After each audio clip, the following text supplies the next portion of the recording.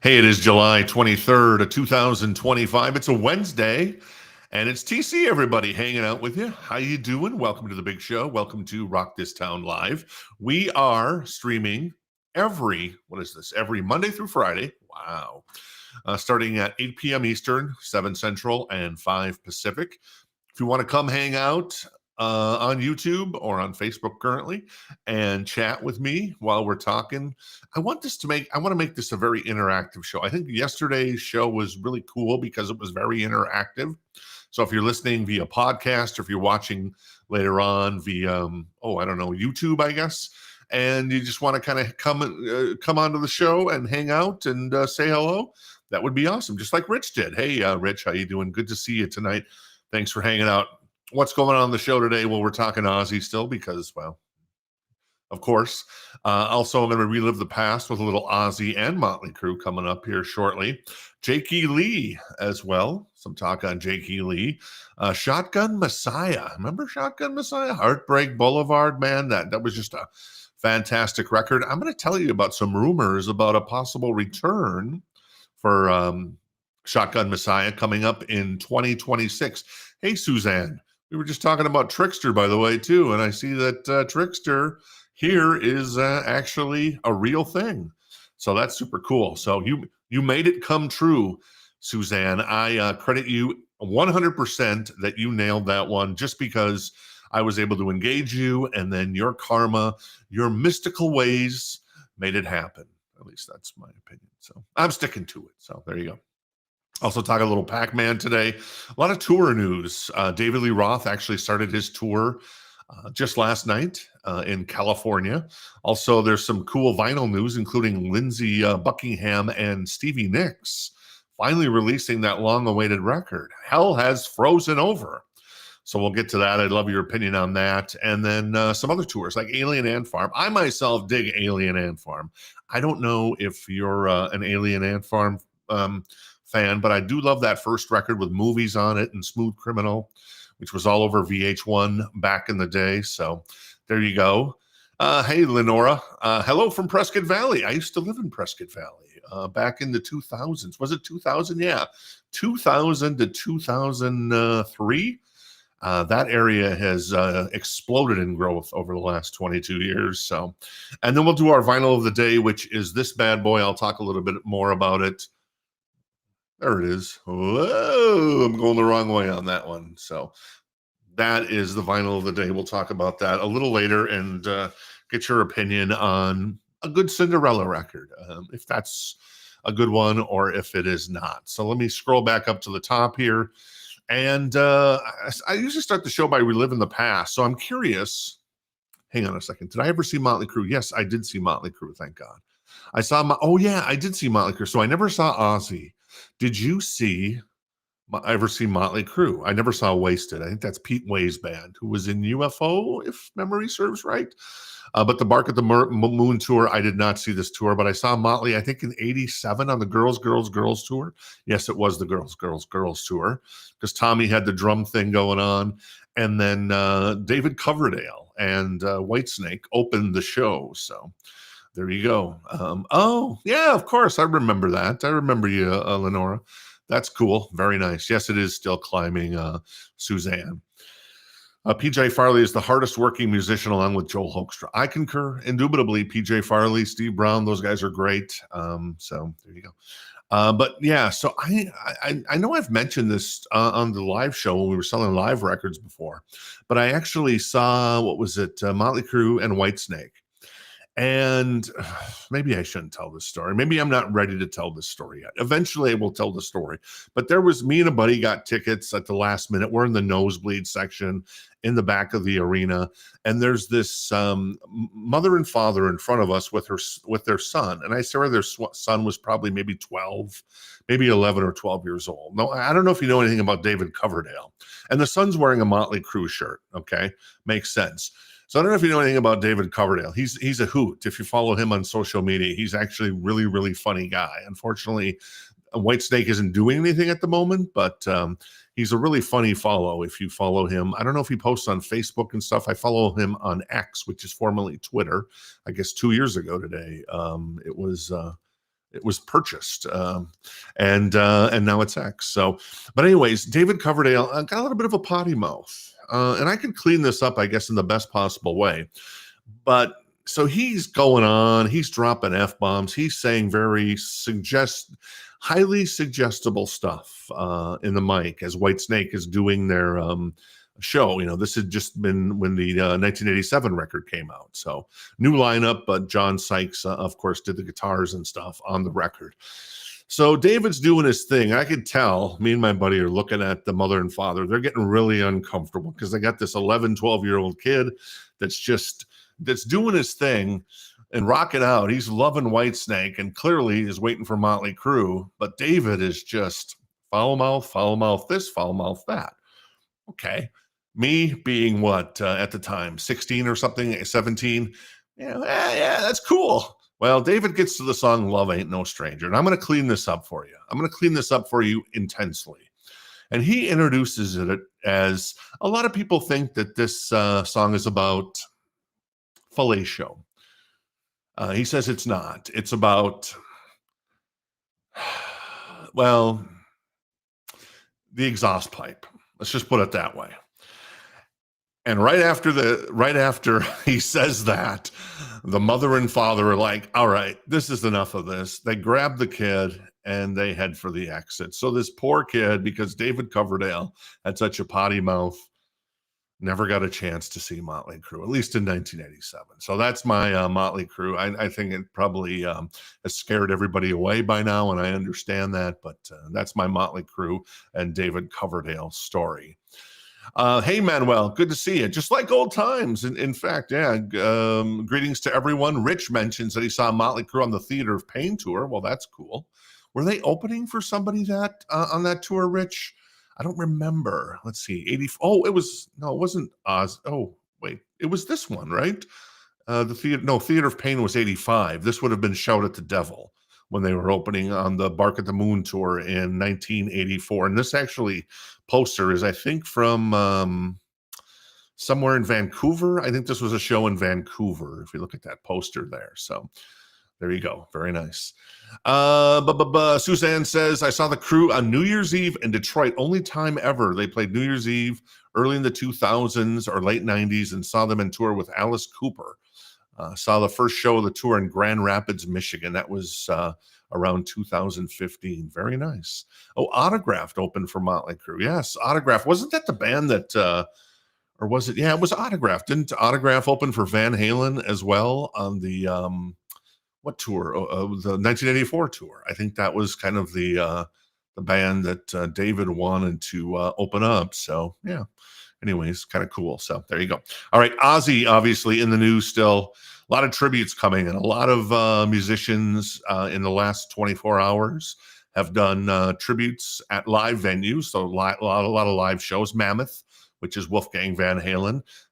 He did Mama, I'm Coming Home. I think I'm not sure where he's playing. I think it was somewhere in Europe.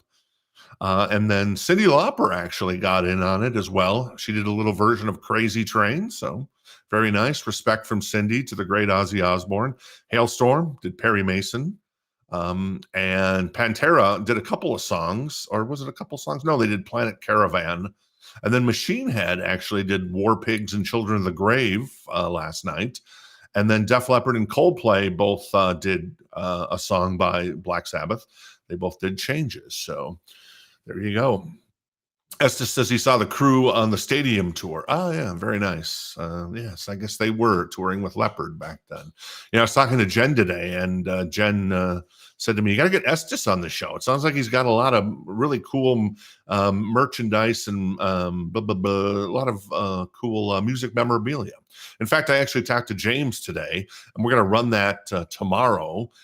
With some of his grails. He's got like 1,500 records, and he pulled out, I think it was 7 or 8 that we talked about, including a couple Duran Duran. There was a couple Ozzy, very nice, and then some surprises I'll wait on. But some stuff that he bought in the mid-90s, the day it came out, and mid-90s vinyl, very rare. So that's some really cool stuff coming up there. So there you go.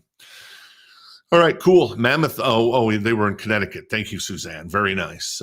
Very nice. Yes, I know. A lot of people say Hailstorm is a hell of a long, hell of a band there. So there you go.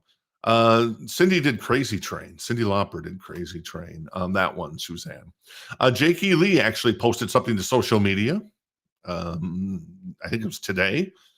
Shared the final text that he got from Ozzy. I thought this was kind of cool because let me read this text to you. He actually said in the post, he said, still processing the finality of It Hits Me in Waves. This is a text I got from him as I was sitting in an airport headed back home 2 weeks ago after playing Back to the Beginning. So according to Jake, this is what Ozzy sent him. Hi, Jake. I'm so sorry I couldn't spend more time with you on the weekend, but it was really chaotic. I would really like to see you when I eventually make it back to LA to shoot the shit. It's been so long since we saw each other. Where have you been living these days? Because the last thing I heard, you were living in Las Vegas. How did the gig go for you on Saturday? I really hope you had fun anyway. I will text you when I eventually make it back to LA. And we must hook up. Much love and respect, Ozzy. So that was obviously a great closure for Jake E. Lee when it comes to Ozzy. So I thought that was pretty cool. So there you go. Let's see here. Shotgun Messiah. So this news actually comes from the website Metal Sludge. I don't know if you're familiar with it. It's been around a really long time. A website owned by Tough singer Stevie Rochelle. So if you remember the band Tough from what would be, I guess, the late 80s, early 90s. But apparently they had a little blurb that said Shotgun Messiah, Harry Cody, says that there's a chance that he and the band might release new music and even go on tour in 2026, it sounds like. So I thought that was kind of interesting because I actually looked this up. The last time Shotgun Messiah played in the United States. Now, I don't know if they would play in the United States because they're European based. And I don't know if it makes financial sense for them to come over here and play. Of course, as a fan, I would be like, yeah, I'm all in on that. But we'll see on that. The last time they played in the United States was in Minneapolis in 1993.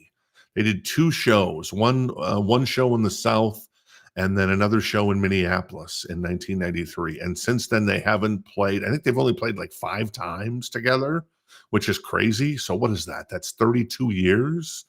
And then before that, they played in 1992, I think, supporting the record Second Coming, which is a fantastic record. So one of those, I guess you could call it hair metal grails, but I would probably compare that record in my mind. I don't know if you've heard that record. It's very much, I think, kind of like a modern take. It's like what Motley Crue was doing with Primal Scream, and then with John Corabi on the Motley Crue '94 record. So it kind of was bleeding that way. It was kind of like a hybrid of like 80s, really cool 80s stuff, but then also kind of that really cool sound that some 90s artists had. So there you go. Suzanne says that I was a member in the chat from the very beginning. I think when I think of that website, I think it was GeoCities. That's funny. GeoCities, yeah, that is awesome. GeoCities, MySpace. Back in the day, right? Back in the day. Now, I know this isn't music, but hey, kind of fits my vibe, so I wanted to mention this. Atari has worked out a deal with Namco, the makers of Pac-Man, to release a console version, the Atari 2600 Pac-Man edition, celebrating 45 years. That's coming out later this year, October 31st, actually. So there you go. And what's cool about it, it's got a wireless joypad, or not a joypad, what do they call those? A joystick. God. Yeah, I'm so used to game, the Xbox controllers. Everybody calls them controllers now. Nobody calls them joysticks anymore. Of course, when we were growing up, a joystick was a good thing, and it's still a good thing if you think about it in a dirty sort of way, I suppose. Limited console edition, new Pac-Man game, and ghost-themed joysticks as well. So you actually can get the different colors. They're making the joysticks in yellow for Pac-Man, and then there's going to be a red, a light blue, an orange, and a pink joystick. So I don't know. I think that's kind of cool. So I wanted to do a quick mention of that in case you might be interested in that. As mentioned, coming up tomorrow night, I'm going to run the little Grail thing I did with James. He was one of our local favorites, and him and I connected today, and we recorded that. So, and if you're interested, you can always shoot me an email at tc@heytc.com or tc@rockthistownrecords.com. But yeah, old video games and music kind of hit hand in hand. You know, I can listen to vinyl while I'm playing video games. So, oops, I got this backward here. Let me reverse that there. There you go. So, one of the things I wanted to do, since J.K. Lee was in the news a little bit because of Ozzy, I thought, well, what were the top six J.K. Lee songs? And I went with the six. And here's my, if you got an opinion on your favorite J.K. Lee song, let me know in the chat or leave a comment if the show is already over and we're doing something different later tonight. So there you go. But number six, I had Feeder. That is Red Dragon Cartel. That is his band that came out of Vegas back in 2014. Jen has the CD of that. I don't know if there was ever a vinyl version of that, but a really cool record, a really cool band name, because I love the book Red Dragon by Thomas Harris. A great author and a great customer of Rock This Town Records. Not one and the same, unfortunately, but you know, it is what it is. The song was called Feeder, and actually it was Robin Zander from Cheap Trick that did the vocals on that one. So that is super cool. Estes mentions Killer of Giants. I was going to put Killer of Giants on this list, but I didn't. I know a lot of people love that song from, what was that, Bark at the Moon, right?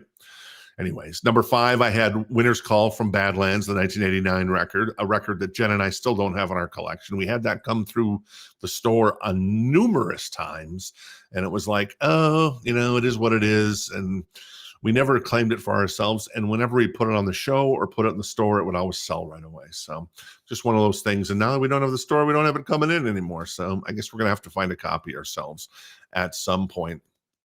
Rich says Lightning Strikes. I do love Lightning Strikes. That is a fantastic song from The Ultimate Sin. It is pure J.K. Lee. I love the groove there. So there you go. So number four is actually the title track from The Ultimate Sin. Very cool song in my humble opinion. Number three, I could make, you know, this record is not available at all on streaming. You can find the video of it on YouTube. That's about the best you're going to do at this point, other than having the vinyl record or the cassette from back in the day or the CD. Dreams in the Dark. I might be able to make a case that this is the second best J.K. Lee song. I don't know if I'd go as far as to say it's the best J.K. Lee song because of number one, but I could definitely make the case that Dreams in the Dark, a song that Jen had never heard when we first met, and then I introduced her to that song, and she's like, oh my God, this is so good. I'm like, yes.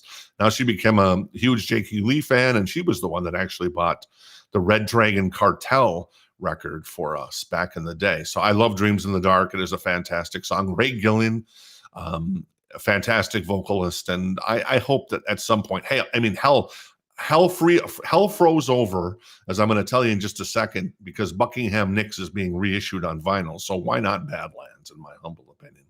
Shot in the Dark I had as number two. Love that song. And then Bark at the Moon, just because of that killer riff, and then the solo, and then the ride out solo is fantastic. If you saw Nuno Bettencourt do that solo at the Back to the Beginning celebration for Black Sabbath and Ozzy a couple weeks ago, you'll know that how great that solo is. The solo and then the ride out solo at the end of the song. It is fantastic. Estes mentions Killer of Giants was on The Ultimate Sin. Oh, was it on? Oh, yeah, I guess it was on. Was it? Oh, yeah, it was on The Ultimate Sin.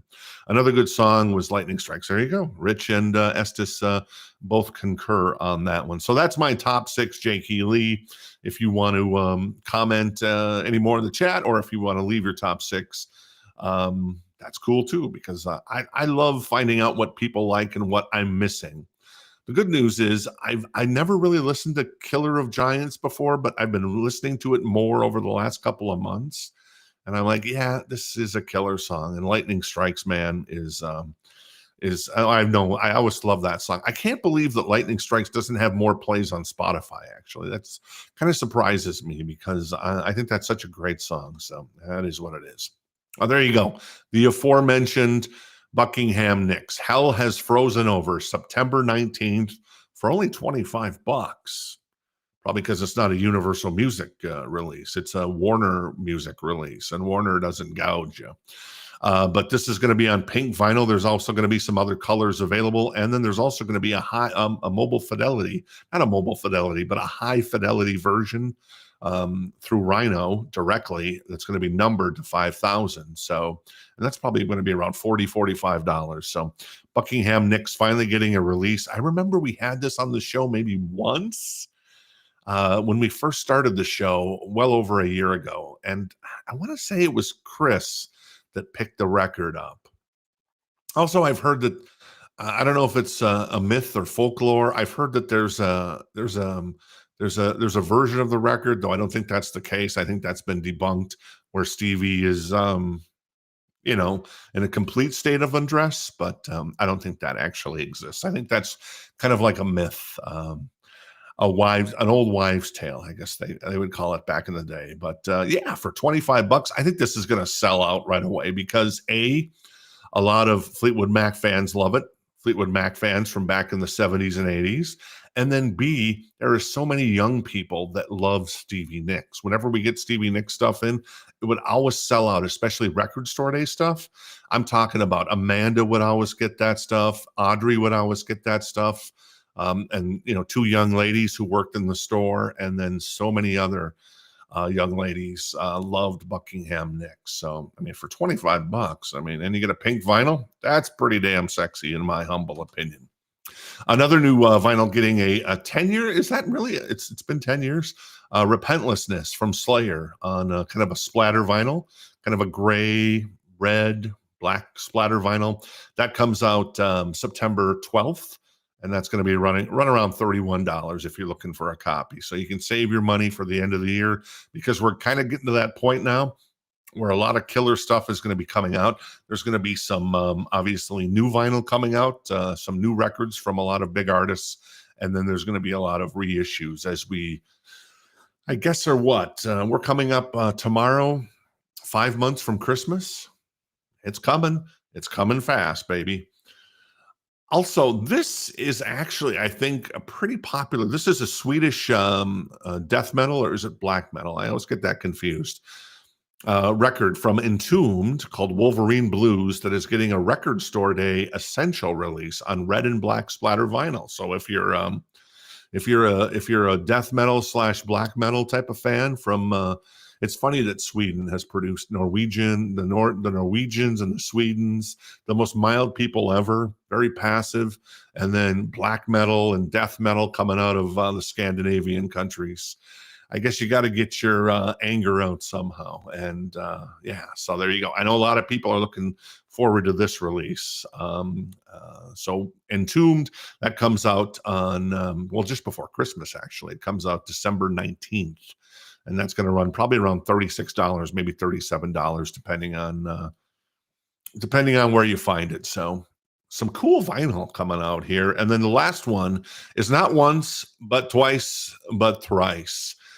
It's called Horizons West. There's a couple of different color variations. I thought this was the coolest one. It's on pink vinyl. It's probably sold out by now. It was exclusively on their website.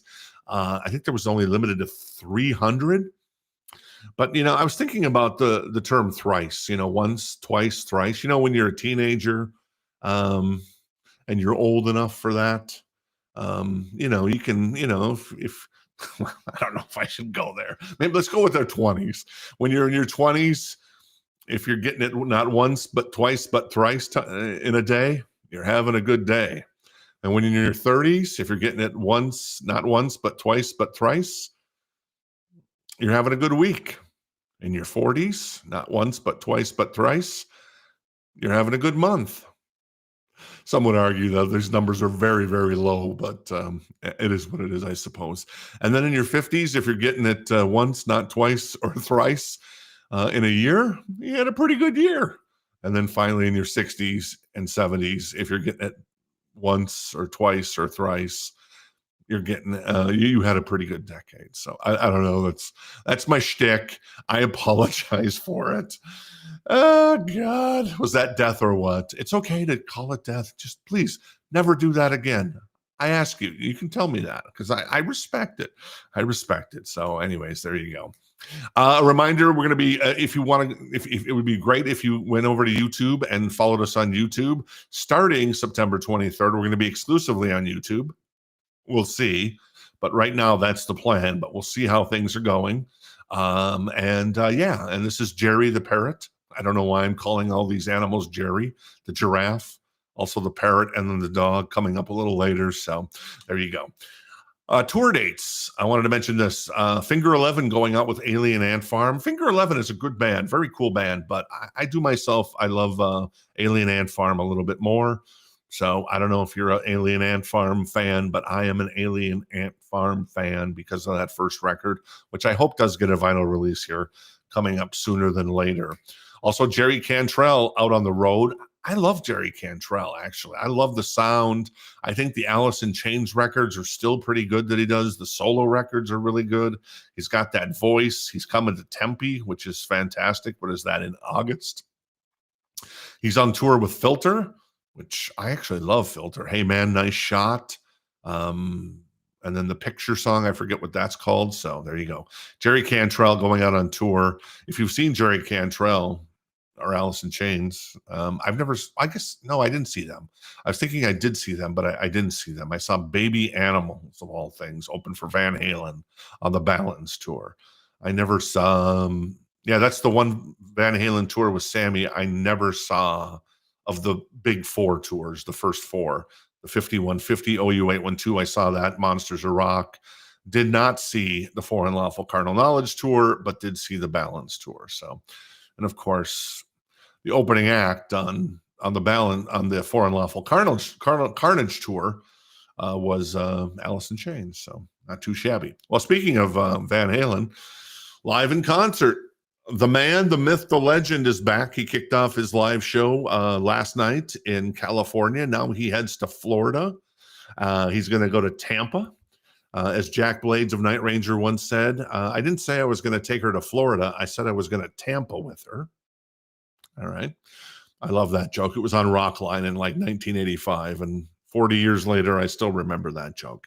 Is there a Phoenix state in here? Oh, there is a Phoenix state in Chandler, Arizona, which is a suburb of Phoenix here. So there you go. Very nice. I've heard rumors that the tour is maybe not selling as some people hoped, but it's definitely selling better than the Steve Miller tour, which got canceled here last week.